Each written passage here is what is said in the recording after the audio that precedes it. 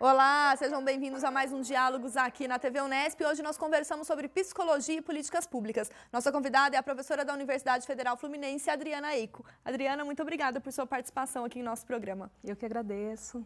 Muito obrigada pelo convite. Adriana, você trabalha nessa área da psicologia social e como que a gente pode caracterizar esse tipo de psicologia, essa área da psicologia?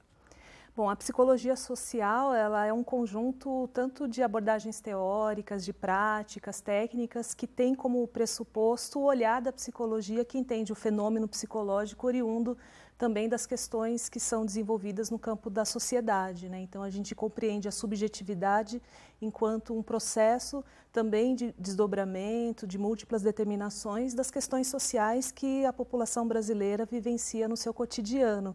Então, em verdade, não há uma área específica de atuação, mas sim toda uma forma de compreender essa realidade vivenciada pelas pessoas atendidas a partir desse recorte de como que esses sofrimentos, de como essas potencialidades individuais estão refletindo também aquilo que se desdobra no campo da vida concreta. Então, a gente parte do pressuposto que não há uma separação, né, uma divisão entre o que é o indivíduo e a sociedade. Ao contrário, há uma relação que é determinada de forma dialética, e isso vale para qualquer área de atuação, seja no campo, por exemplo, da saúde, da assistência social, na relação com a justiça, no campo da educação, entre tantas outras áreas de atuação da psicologia. A psicologia social nos ajuda exatamente a compreender o fenômeno psicológico a partir dessas bases. E aí vem uma relação direta com a questão das políticas públicas, que é o seu grande tema de pesquisa. Isso, exatamente, porque o campo das políticas públicas ele vem responder a uma demanda que diz respeito às próprias lutas sociais da categoria da população brasileira, tendo em vista a garantia de seus direitos. Direitos esses que estão garantidos, de certa forma, pelo menos do ponto de vista formal, na própria Constituição brasileira, o direito à educação, o direito à saúde, o direito à segurança, né? Direitos estes que precisam, de alguma forma, estarem presentes no Estado a partir de ações estruturais junto à população. Então, as políticas públicas é esse conjunto mesmo de ações, de práticas, de intencionalidades do Estado, tendo em vista o atendimento a esses direitos e garantias fundamentais da população. E como psicólogo, né, que tem essa abordagem da psicologia social, ele vai se articular junto com outros atores da sociedade para promover políticas públicas.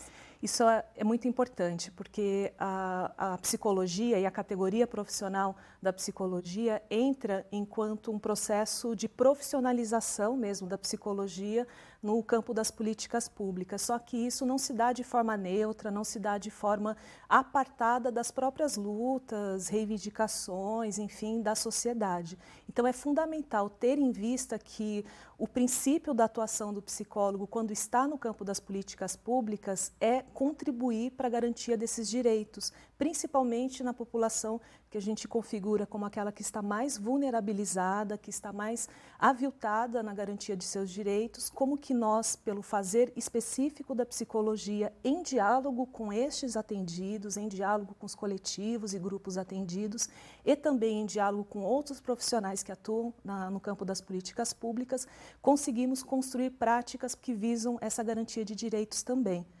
Então, de fato, é um campo que se caracteriza pela multidisciplinaridade, um campo que se caracteriza pelo diálogo que deve ser constante. E ele acaba sendo multiprofissional também, nesse sentido de dialogar com o pessoal do direito, sim, de outras áreas do conhecimento sim, também. Do serviço social, da medicina, né, no campo da terapia ocupacional, fisioterapia, tanto profissões do campo da área da saúde, mais oriundas das ciências sociais, das ciências humanas.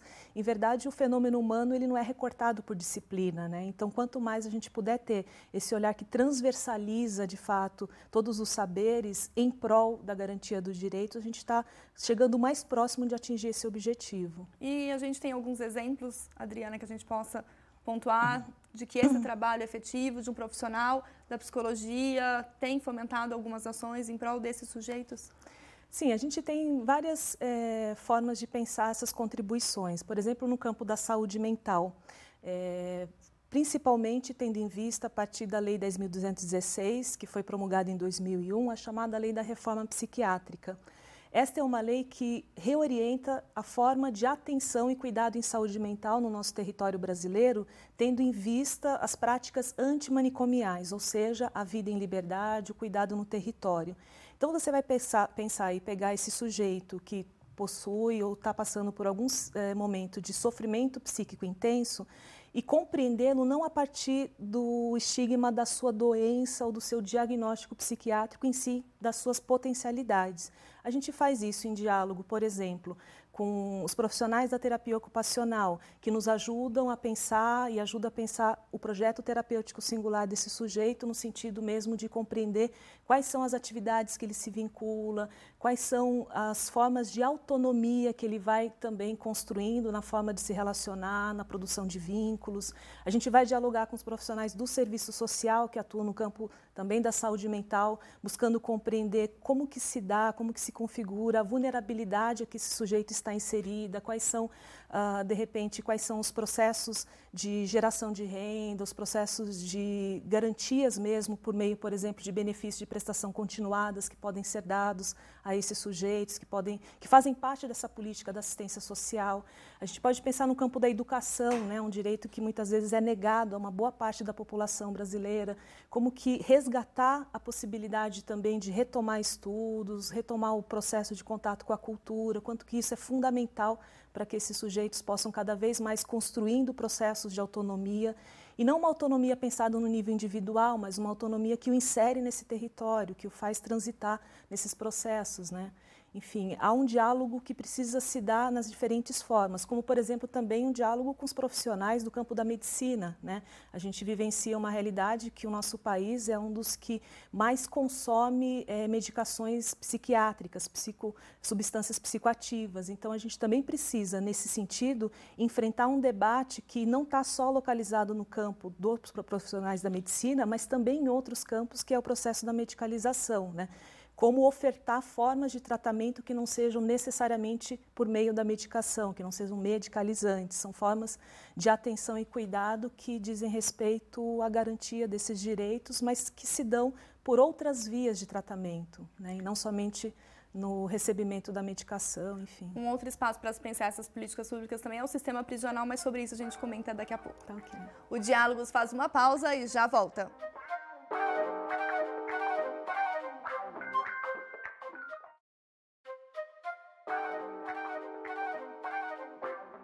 Estamos de volta com o Diálogos e hoje nós conversamos sobre psicologia e políticas públicas com a professora da Universidade Federal Fluminense, Adriana Eco.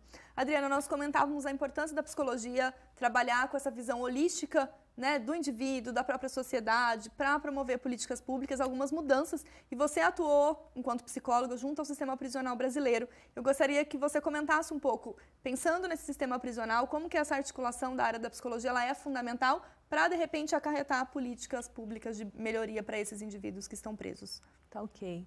Bom, em verdade, meu interesse para o campo do sistema prisional se deu quando eu fazia universidade, cursei o curso de psicologia aqui na Unesp de Bauru. Então, foi o momento em que eu pude adentrar aos cárceres e conhecer essa realidade um pouco mais de perto.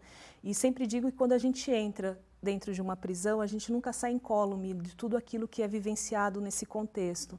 Então, nesse sentido, há um processo que foi se construindo a partir de então, no momento da minha formação, que foi de garantir uma forma de atuação profissional que pudesse, de fato, contribuir para ou minorar ou, de fato, superar todos esses processos de sofrimento que são oriundos do contexto do aprisionamento, da privação de liberdade, do avitamento dos direitos que esses sujeitos estão ali submetidos. Eu fui psicóloga do sistema prisional na administração penitenciária aqui do estado de São Paulo, atuei em regime fechado, junto a presos homens, e também no Hospital de Custódia de Franco da Rocha, com os chamados louco-infratores, que são as pessoas que cumprem medidas de segurança. O processo de trabalho dentro do sistema prisional, falando do ponto de vista da psicologia, ele é bastante contraditório, porque de um lado a gente acaba respondendo a uma convocação histórica no lugar que a psicologia é colocada enquanto aquela que produz a chamada psicologia do testemunho, ou seja, aquela que é capaz de conseguir definir qual é a verdade, principalmente a verdade tomada nos processos jurídicos como um peso bastante fundamental. E, de outro lado, tudo que conseguimos conquistar enquanto sociedade brasileira e também conquistar como formas de atuação da psicologia que visam superar essa visão da chamada psicologia do testemunho, no sentido mesmo de nos tornarmos profissionais que, antes de mais nada, são profissionais da garantia de direitos ali.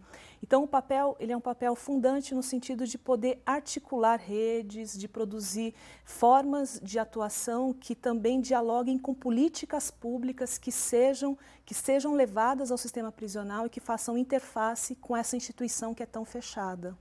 No sentido de preservarmos esses direitos humanos a quais a esse cidadão ainda tem direito. Sim, sim. Porque, de acordo com o Estatuto Legal do Aprisionamento no nosso país, a gente tem que há uma função declarada da pena, né, que seja aquela de alguma forma, retribuir o dano que aquele sujeito cometeu com um ato considerado delituoso, aliado a um processo que se considera de reinserção profissional, reintegração social também desse sujeito. Só que essa função declarada da pena, quem conhece, de fato, o sistema prisional percebe que ela está fadada ao fracasso, né?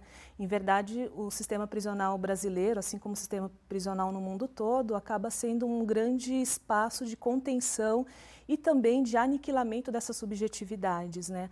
A gente até utiliza a terminologia das ilusões a ilusão da reabilitação, a ilusão da ressocialização, da reintegração, como se isso fosse possível dentro de um contexto que é de alta violação de direitos humanos. Então, se eu parto dessa reflexão que é crítica sobre o próprio papel dessa instituição, estar ali dentro como psicóloga me coloca diante desse dilema. Vou reforçar uma instituição, vou atuar para que essa instituição continue promovendo esses processos de aniquilamento de individualidades, processos de aviltamento de direitos, ou vou buscar garantir que, ao menos, esses sujeitos consigam construir a ponte com a vida aqui fora, ou seja, construir processos de liberdade. Então, esse debate é um debate muito intenso no campo da psicologia, na interface com o direito. Qual o lugar que eu ocupo? Qual é o meu cliente? Quem eu devo atender? O sistema de justiça, que é esse sistema que aí está e que, infelizmente, entende que cada vez mais o aprisionamento é a forma de resolver as questões sociais, ou eu vou atender, de fato, esses sujeitos que, quando eu olho suas histórias de vida, fica muito bem claro que são sujeitos que passaram por diversos movimentos de retirada dos seus direitos, das suas garantias fundamentais, né? Então, é este o momento de virada, né, que uma boa parte da nossa categoria profissional hoje, da psicologia, se coloca no enfrentamento à própria psicologia que se construiu na relação com a justiça, de forma hegemônica. Que perspectiva que a gente tem, Adriana? Se ainda é um pouco deficitária, se tem um dilema, se ela é polêmica e até contraditória? Bom, a gente tem um campo bastante complicado, um campo que, infelizmente, do ponto de vista, inclusive, das demandas e anseios sociais, está pautado pela lógica de mais encarceramento, de penas cada vez mais duras, ou seja, é um debate altamente punitivista como a pedra de toque da mudança da própria sociedade brasileira, como se o processo de punitivismo pudesse transformar a realidade brasileira, enfim. Então, esse debate precisa ser travado diante das políticas públicas, da inserção da psicologia nesse contexto. De alguma forma, também temos avanços. São pontuais, ainda são avanços residuais que a gente precisa fazer com que eles, de fato, se implementem. Um exemplo de avanço, que considero um grande avanço, foi a elaboração da Política Nacional de Assistência Integral à Pessoa Presa, à pessoa em privação de liberdade. Uma política que foi organizada em conjunto pelo Ministério da Saúde e Ministério da Justiça e que prevê que o SUS, o Sistema Único de Saúde, seja de fato implantado nas unidades prisionais, de modo que profissionais que atuam em unidades básicas de saúde, como enfermeiros, médicos, e a depender do tamanho da equipe, também profissionais do serviço social, da psicologia, possam fazer esse trânsito de fora para dentro. Então, vejo aí um espaço, uma forma da gente conseguir minimamente produzir alguns furos nessa instituição total.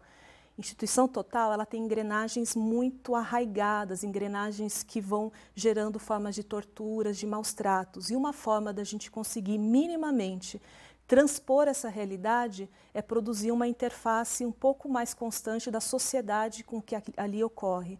Então eu vejo também aí uma possibilidade de, quem sabe, a gente conseguir produzir mais visões críticas sobre o próprio cárcere. E isso ocorre também na formação desse profissional psicólogo, mas sobre isso a gente comenta daqui a pouco. O Diálogos faz mais uma pausa e já volta.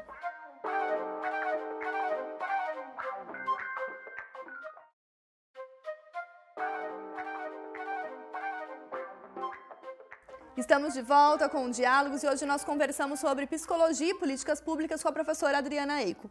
Adriana, nós comentávamos a questão do sistema prisional, da importância de se socializar algum tipo de informação a respeito de lidar com os diferentes sujeitos. Eu gostaria que você pontuasse um pouco, então, como que está a formação desse profissional psicólogo para lidar com essa questão dos direitos humanos e na defesa de políticas públicas?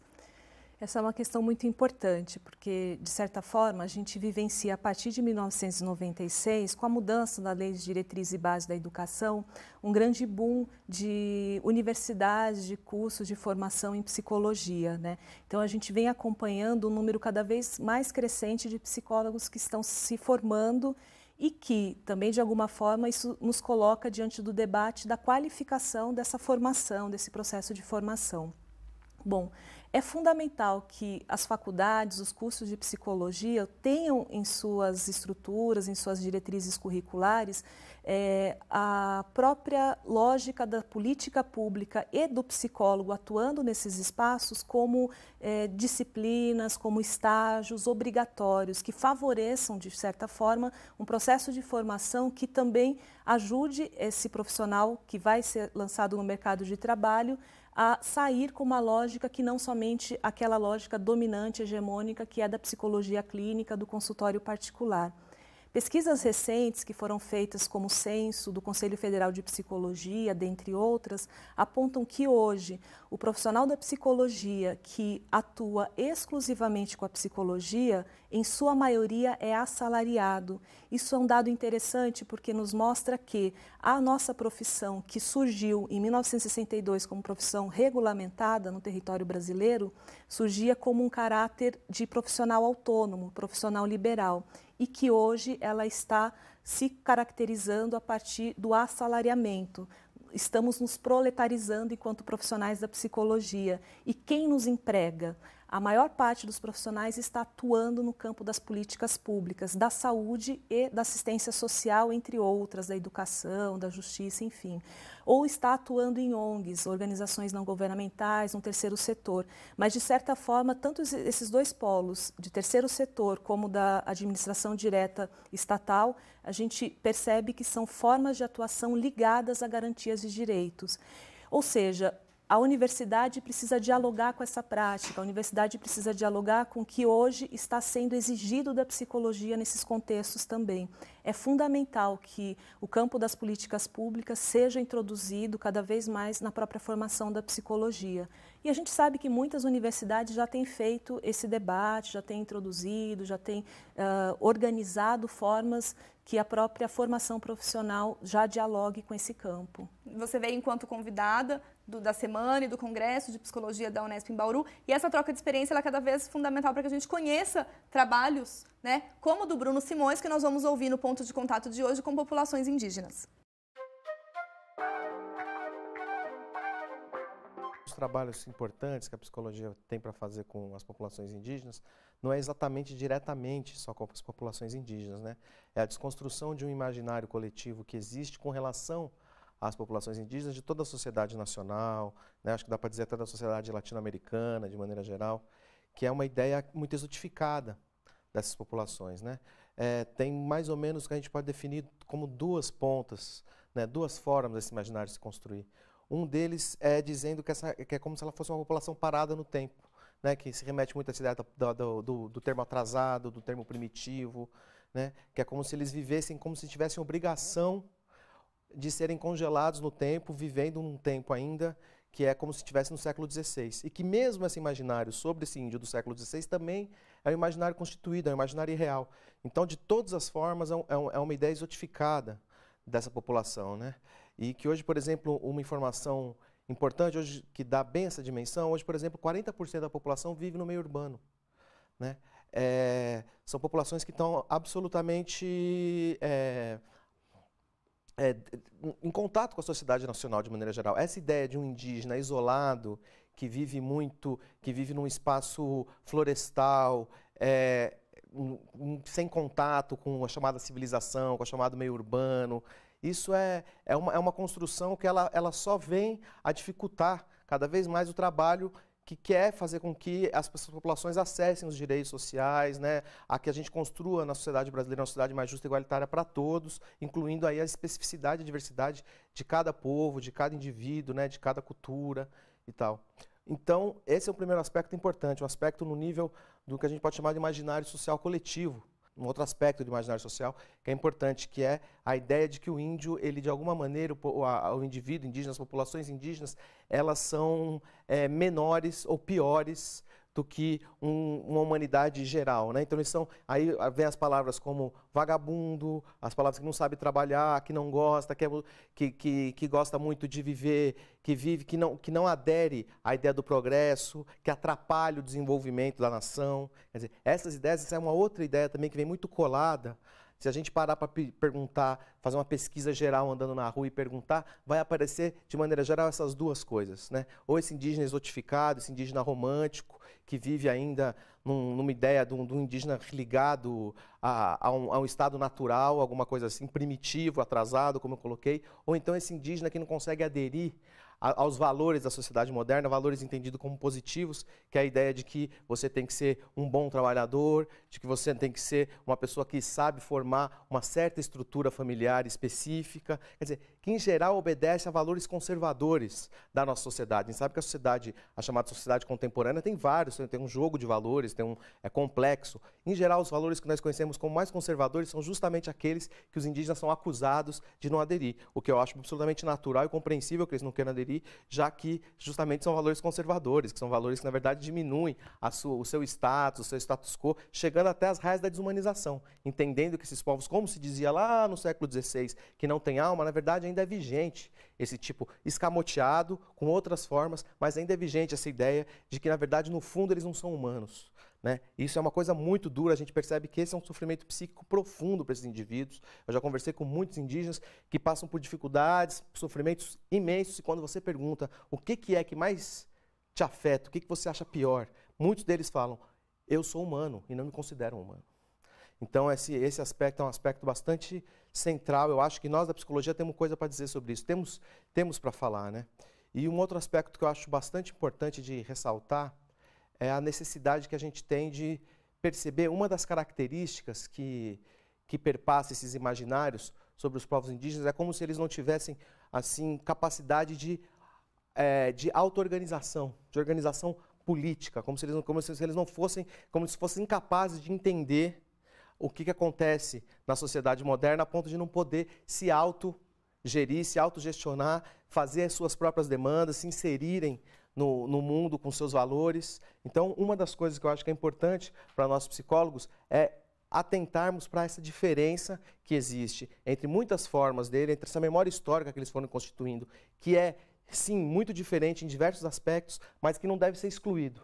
E como que a gente consegue criar essa ponte, como que a gente consegue fazer alguns vão falar de diálogo intercultural, alguns vão falar de como que a gente produz formas de consenso, formas de diálogo, de conversa entre diferentes formas, tanto sejam elas formas tidas como as chamadas de maneira geral de ocidentais, ou aquelas chamadas de maneira geral autóctone, indígena, originário. Como que a gente produz isso? Eu acho que a psicologia tem muito para dizer, porque na formação subjetiva desses indivíduos, e na formação dos indivíduos não indígenas, está muito presente valores que são distintos, mas que podem sim dialogar, criar novos valores, criar novas pontes, sempre pensando numa relação de poder. Quer dizer, desconstruir isso, fazer esse diálogo, é você desconstruir relações de poder. Porque existe uma relação de poder constituída, instituída, em que alguns modos de ser são mais valorizados do que outros, hegemonicamente falando.